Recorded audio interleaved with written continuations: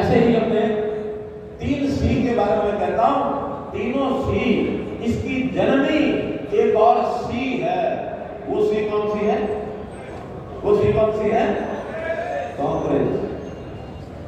उसको भी खत्म किया है देश भर में, थोड़ी बहुत बची है कहीं कहीं, बाहर करना आपका काम है। हरियाणा से बाहर करना आपका काम है। देश भर में जनता जागरूक हो गई है। राजस्थान में इस बार बाहर करने का काम राजस्थान का लोग कर रहे हैं। मैं मालूम किया सलमान बोले हुई है 3 तारीख को पटाक्षेप हो जाएगा। 1C के द्वारा पहला गई 3C, 4C को खत्म करना, ऐसा बात को याद रखना मतलब। हमने ऐलान किया कि 7 स्टार हरियाणा बनाएंगे। 7S, 7S क्या है? शिक्षा, स्वास्थ्य, सुरक्षा, स्वाभिमान, स्वावलंबन, सुशासन और साथ में सेवा। इन कामों के आधार पर जनता को कैसे सुखी करना। हमने हर 20 किलोमीटर के ऊपर लड़कियों कॉलेज की बात की है। लड़कियों का कॉलेज 20 किलोमीटर के अंदर होगा। अब इतनी डिमांड बाकी बची है। हमने तो कहा कि चाहे सरकारी हो चाहे प्राइवेट हो। लोग कहते हैं 20 किलोमीटर की बात तो करनी है, लेकिन प्राइवेट को छोड़ दो, सरकारी हो। वो मांग यहाँ भी लिखी गई है, आपका इस घोषणा मांग मतलब कॉलेज तो है लड़कियों के यहाँ, बेस्ट कॉलेज लड़कियों का है ना यहाँ, क्यों है? लेकिन फिर भी हमारे संजय जी कह रहे हैं कि सरकारी बना दो। हम इतनी घोषणा करते हैं आज कि लड़कियों की शिक्षा, चाहे वो प्राइवेट हो चाहे सरकारी हो, अभी तक सरकारी में फ्री होती है। आज से लड़कियों की जिनकी परिवार की आय 1,80,000 रुपया यहाँ तक सीमित है, उन लड़कियों की शिक्षा सरकारी के साथ साथ प्राइवेट में भी फ्री होगी। अगर प्राइवेट वालों को पैसा देना होगा तो सरकार देगी, उनको नहीं देना। और ऐसे ही 1,80,000 से लेकर के 3 लाख तक, 1,80 का मतलब महीने का 15,000, 3 लाख मतलब महीने का 25,000। सारी जनता लगभग इसमें आ जाती है। 25,000 महीने से ऊपर थोड़े से लोग होते हैं, 5-7%। ऐसे लोगों की भी 1,80 से 3 लाख के बीच में लड़कियों के पैसे अगर प्राइवेट स्कूल में देने पड़ेंगे, आधे पैसे वो भी सरकार देगी। प्राइवेट कॉलेज की बात करें, स्कूल का तो पहले कर दिया। स्कूल में तो चिराग नाम की योजना पहले चल रही है कि उसमें अगर स्कूल के अंदर अगर प्राइवेट स्कूल में कोई बच्चे जाते हैं तो उनको इस आय वर्ग के अगर होंगे तो वो फीस सरकार देगी। चिराग योजना में स्कूलों ने दाखिला पिछले साल कर दिया। मैं अगले ही साल से जो मई से नए एडमिशन शुरू होंगे, इसमें कॉलेज में भी बच्चों की शिक्षा जैसे मैं बता रहा हूँ, बेस्ट आने वाले सुनते वो बता दें कि 1,80 से नीचे कितने हैं, 1,80 से 3 लाख वाले कितने हैं। उन बच्चों की फीस जो सरकार को मैंने आज कहा है वो सरकार देगी और बाकी अपना कॉलेज अपने आप चलाए। मेरी बातचीत पाइट से भी चल रही है कि जो पाइट के कोर्स है, पाइट कॉलेज इंजीनियरिंग कॉलेज भी है और वो दूसरा कॉलेज भी है एनसीआर कॉलेज, उनसे फीस हम तय कर लेंगे कि इतनी फीस सरकार देगी। आप गरीब बच्चों को 1,80,000 वाले हैं, उनसे कोई फीस नहीं लेना, उनको मुफ्त पढ़ाना है, उनसे बाकी आपको देना है। प्राइवेट वाले पैसे वाले और ना लेंगे बिल्डिंग और क्या है, पैसे सरकार दे रही है, थोड़ा कम दे देंगे उनको और क्या है, जितना वो बाकी से लेते हैं उसको थोड़ा कम देते। लेकिन एक करार में इसी अगले 2 महीने में उसे करके और आपको ये सुविधा प्राइवेट के इंजीनियरिंग कॉलेज में और प्राइवेट का जो डिग्री कॉलेज है उसको भी करा देंगे। मित्रों, शिक्षा के नाम पर पूरा ध्यान दे रहे हैं हम। शिक्षा के साथ साथ स्किलिंग, हुनर का विकास ये भी करा रहे हैं। जो मैंने कहा स्वावलंबन, अपने पैरों पर खड़ा होना, यानी हर परिवार का आदमी जो बेरोजगार रोजगार करे, नौकरी मिलती है ठीक बात, नौकरी नहीं मिलती है तो प्राइवेट नौकरी करे, नहीं तो वो अपना धंधा करे। उसके लिए अगर उसका शिक्षा स्किलिंग हुनर की कमी है वो सरकार देगी। हमने यूनिवर्सिटी बना दिया, 12,000 बच्चे हर साल स्किलिंग करके वहां से निकल पाए ताकि उनको काम करने का अवसर मिले। हमने पिछले साल में मुख्यमंत्री अंत्योदय परिवार उत्थान योजना कैंप लगाया। आज जिस परिवार की इनकम 1 लाख रुपए से कम है उसके परिवार के एक सदस्य को काम दिलाना सरकार का काम है। हमने 52,000 लोगों को लोन लेकर के दिए हैं और उसको लोन मिलकर के काम करना शुरू कर दिया लगातार कर। इस नाते से सुरक्षा की जहां तक बात, क्राइम की बात मैंने बता दी, सुरक्षा में हमने पुलिस का इंफ्रास्ट्रक्चर खूब बढ़ाया है। आज हमारे हर जिले में महिला थाना ये खुला है, हम ही खोले हैं। महिलाएं कई बार सामान्य थानों में अपनी बात जाकर कह नहीं सकती। हमने कहा महिला थाना में जाओ, बेझिझक कहो, खुल के कहिए, अपना सहिए, हमने महिलाओं को बना रहे हैं और वहाँ बहुत बड़ा लाभ उनको हो रहा है। आज महिलाओं के जो प्रति अपराध होता था उस टाइम में कमी आई है। हमने पुलिस की भर्ती बढ़ाई है। हर साल में 5,000 से 6,000 पुलिस को भर्ती करते हैं। अभी भी 5,000 की नियुक्तियां हुई हैं और नई और इस साल के एग्जाम होने वाले हैं। हर साल 5,000 से 6,000 पुलिस को कमी चिंता से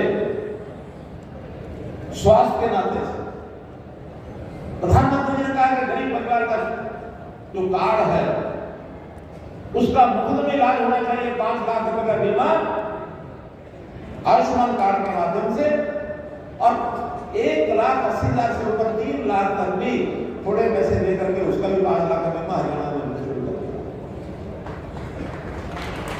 निरोगी हरियाणा कि हर व्यक्ति का साल में या 2 साल में एक बार उसका फिजिकल टेस्ट ये फ्री होगा ताकि बीमारी से कई बार बीमारी शुरू हो जाती है तो पता नहीं लगता, वही रूप धारण कर लेती है। तब हम अस्पताल में दौड़ते हैं। प्रारंभ में हमारे टेस्ट 25 तरह के टेस्ट है। ब्लड का टेस्ट है, कोई मानो उसका बीपी का टेस्ट है, कोई हार्ट की परेशानी है, कोई को कैंसर की बात है, कोई ब्लड टेस्ट में से सारी बीमारियों को पता लग जाता है। तो सबका स्वस्थ आदमी ठीक ठाक भी है उसका भी टेस्ट करना शुरू कर दिया। 80 लाख लोगों का टेस्ट हो चुका है। सब भाई को तब कराएंगे जिसको निरोगी हरियाणा इस बात का काम किया है।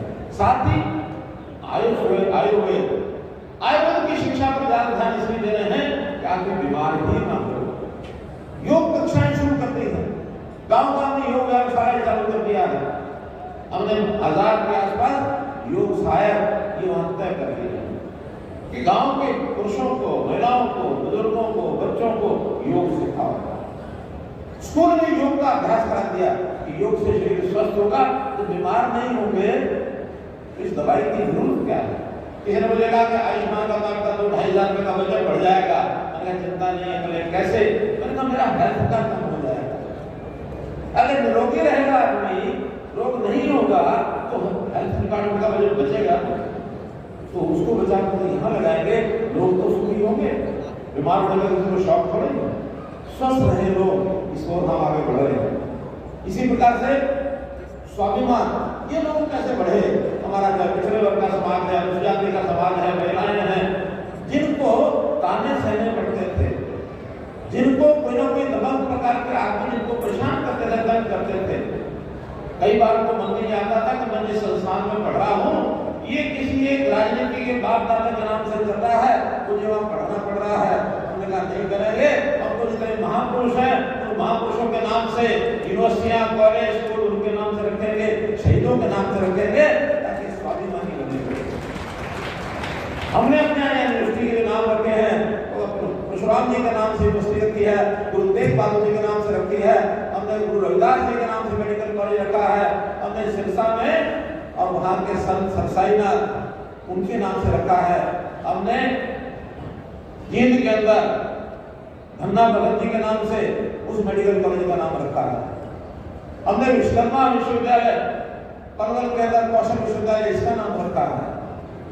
क्या हमारे नेताओं में उनके बाप दादाओं के नाम उनको ध्यान में नहीं है? क्या उनको ध्यान में है, लेकिन महापुरुषों के नाम से रखना चाहिए। लोगों का स्वाभिमान जागृत होता है, अपने मुंह से जुड़ते हैं। ये काम भी हमने किया है। इसी प्रकार से हमने सुशासन के नाते IT का उपयोग किया। ये जितने पोर्टल बनाए गए हैं, घर बैठे आपको सेवा मिलती है। एक बुजुर्ग आदमी 60 साल का होते उसके घर के अंदर पेंशन चली जाती है, उसको कहीं जाना आना नहीं पड़ता है। हमारे नेता प्रतिपक्ष कहते हैं हम आएंगे तो ये पोर्टल वोटल सब खत्म कर देंगे, और हम उनको कहते हैं, याद कराते हैं, आप इस बात पर कायम रहना। आप तो ये कहते रहोगे पोर्टल खत्म कर देंगे, जनता को इसका पोर्टल का इतना लाभ है कि जनता के मन में आक्रोश आएगा, जनता को आप पोर्टल खत्म करेंगे, जनता आपको खत्म कर देगी, ये मेरा विश्वास है। आईटी से कितने लाभ है, कितने आप जमाना बदल गया है, आप चक्कर काटने की जरूरत नहीं है। आपको अपनी एप्लीकेशन देनी है तो सीएम विंडो में दे दो, आपको देनी है ग्राम दर्शन में दे दो, शहर दर्शन में दे दो, आप जनसभा में दोगे वो भी जनसभा के पोर्टल में जाएगी, अधिकारी जाके काम करेंगे और आपका संपर्क करेंगे, आपको फोन नंबर पर बात करेंगे। तो संजय चौकर जी कह रहे लोगों को भीड़ क्यों लगानी, लाइनें क्यों लगानी, आज बहुत आसान हो गया सारा सिस्टम। तो जीवन के अंदर एक हैप्पीनेस इंडेक्स बढ़े और हम ऑनलाइन सिस्टम लोगों को देते हैं, उसमें से लोग खुश होते हैं। इसी प्रकार से हमने सेवा के काम, दिव्यांग महिलाओं के ऐसे आश्रम की जरूरत होती है, बहुत महिलाएं ऐसी होती हैं जो परिवारों से भी कई बार झगड़ा कर लेती है, नहीं आ पाती है, कुछ महिलाओं के अपने उनके खिलाफ अपराध होते हैं, उनको आश्रम चाहिए, बच्चे छोटे उनको आश्रम की आवश्यकता होती है। सेवा के कितने ही काम है, रेड क्रॉस के माध्यम से हम लोगों ने बहुत तेजी से ब्लड डोनेशन करना शुरू कराए हैं। ब्लड की आवश्यकता, ब्लड के बिना किसी आदमी का जान चली जाए ये नहीं होने देंगे। सेवा के बहुत से काम, और अब हमने अपने विभाग का नाम ही सेवा विभाग कर दिया है। 80 साल से ऊपर के बुजुर्ग, आज 36 बुजुर्ग ऐसे घूमने से मिल गए जो अकेले रहते हैं, 80 साल के ऊपर उनकी उम्र है, अकेले रहते हैं, कैसे वो खाना उनको मिलता होगा, कैसे वो कपड़े धुलते होंगे, कैसे कोई आवश्यकता होती है तो दवाई आती लेना होगा, कैसे करते हैं। उन सब के लिए हमने वृद्ध सेवा आश्रम हर जिले में, उसके लिए कल ही मैंने 100 करोड़ रुपया बजट दिया कि ये सेवा आश्रम बुजुर्गों के अलग सेवा, स्वाभिमान, स्वावलंबन, सुशासन और सेवा, ये 7 एस लेकर के और हम जनता के बीच में उतरे हैं और जनता आज उस मायने में बहुत से लाभ उठे हुए हैं। सबसे पहला एक विषय जो स्मालिका, जब भी मैं आता हूँ, कई वर्षों से चल रहा है कि स्मालिका को नगर पालिका की बजाय नगर परिषद बना दिया जाए, तो आज स्मालिका शहर को नगर परिषद बनाने का दर्जा दिया है।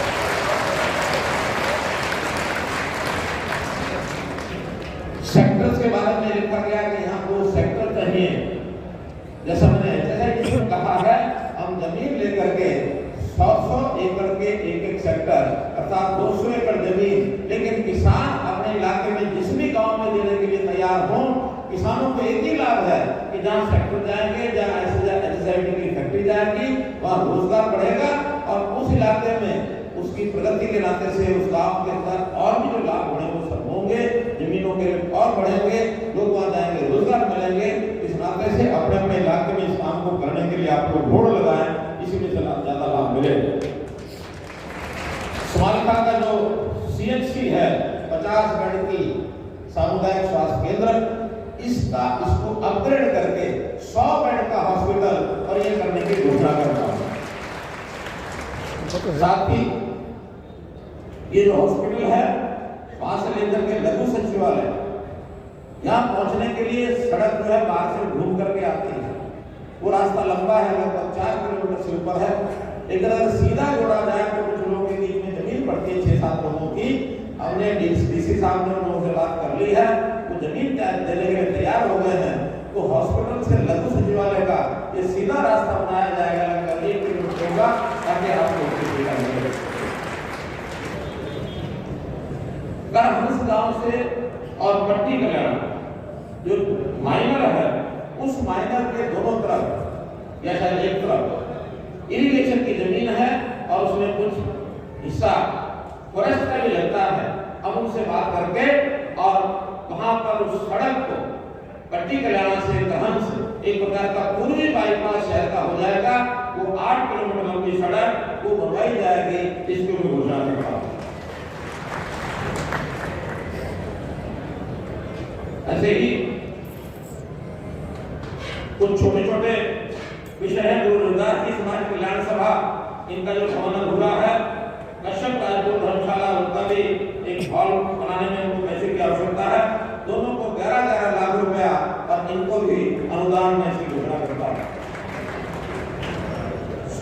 से नारायण फाटक लोगों की सुविधा के लिए अंडरपास बनाया जाए।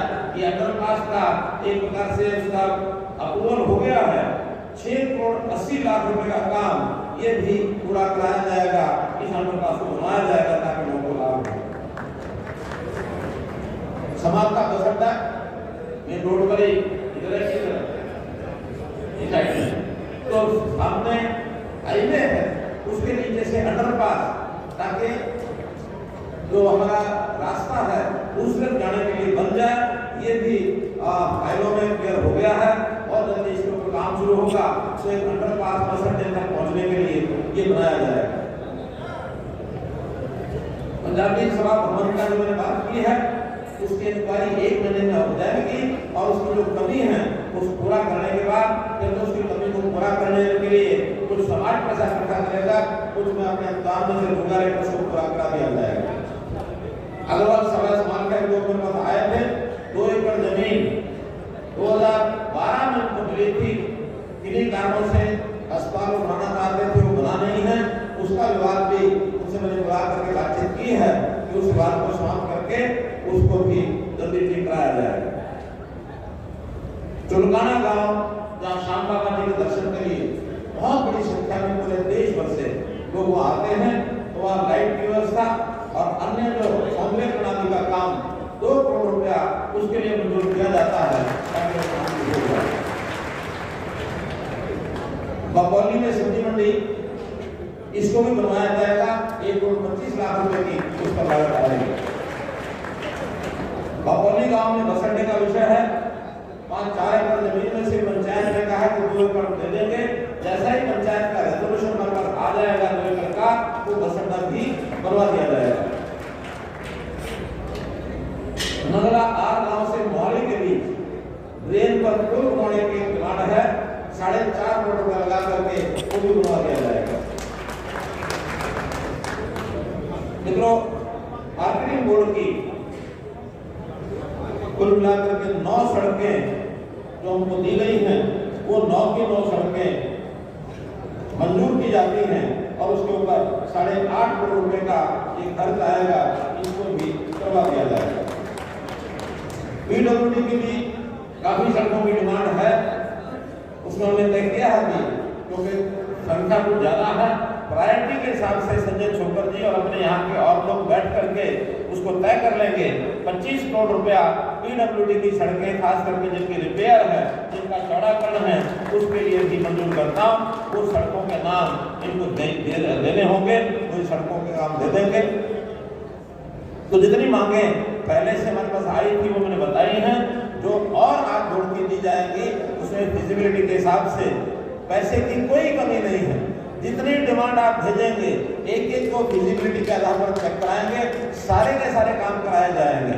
और मैं बता रहा हूँ कि अभी हमने जैसा जन संवाद के कार्यक्रम, कोई भी नागरिक शहर का हो या गांव का हो अपनी डिमांड हमारे पास भेजता है, उसको उसके माध्यम से लगा दिया जाता है। काम होने वाला है तो हम आम आदमी के माध्यम से भी काम करते हैं, लेकिन अपने नेताओं से जो काम आते हैं उसको प्राथमिकता दी जाती है। यहाँ समालका में संजय छोकर जी जो काम भेजेंगे, साथ में जिला अध्यक्ष से बात कर लेंगे। ऐसे ही हमारे इशारा में कृष्ण पवार जी जो भेजते हैं उनके माध्यम से बात की है। हमारा पानीपत ग्रामीण और शहरी वहाँ के विधायक जो हमको भेजते हैं, उन सब कामों को हम करते हैं। इसलिए आपके किसी काम को रोका नहीं जाएगा। इतनी बड़ी संख्या में आपने मेरी बात इतने ध्यान से सुनी, आपका बहुत बहुत आभार और बहुत धन्यवाद।